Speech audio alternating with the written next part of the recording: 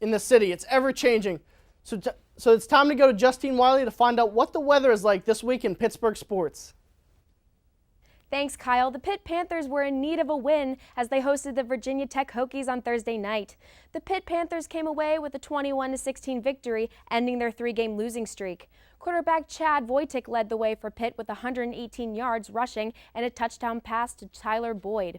Running back James Conner added 85 yards and 2 touchdowns. Pitt's fourth-ranked defense held to the Hokies to just 2 field goals in the first half. They play Georgia Tech this Saturday.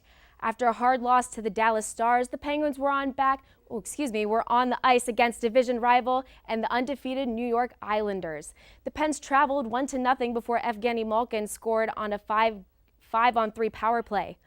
On the continued man advantage, Patrick Hornqvist scored the game winner and later tallied an empty netter as well to give the Pens a 3-1 win.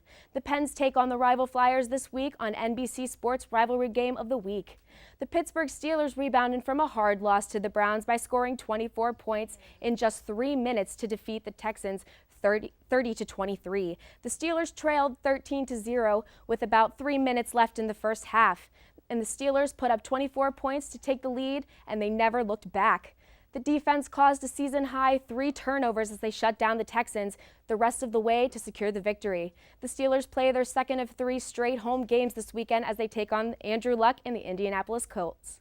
In national news, we'll start with the NFL, where a record was broken during Sunday Night Football. Peyton Manning broke Brett Favre's touchdown record when he threw for 510 touchdowns against the 49ers. The Broncos beat the 49ers by a score of 42-17. Also in NFL this week, there was a trade between the Seattle Seahawks and the New York Jets. The Jets traded for Percy Harvin for a conditional draft pick. If Seattle couldn't find somebody to take Harvin, they were going to cut the troubled receiver.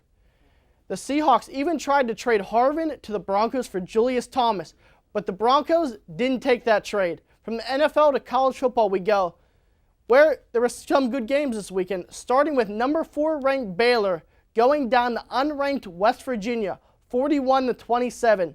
Next we go down to Florida, where number 2 ranked Florida State beat number 5 ranked Notre Dame 31-27. Notre Dame scored a touchdown that was called back with 14 seconds left after an offensive pass interference was called because of a pick that was laid by a Notre Dame receiver. The AP polls top 5 is Mississippi State, Florida State, Ole Miss, Alabama, and Auburn. Tonight, the 2014 World Series starts at 8 p.m. when the San Francisco Giants take on the Kansas City Royals. The pitching matchup for the first game will be Madison Bumgarner taking on James Shields.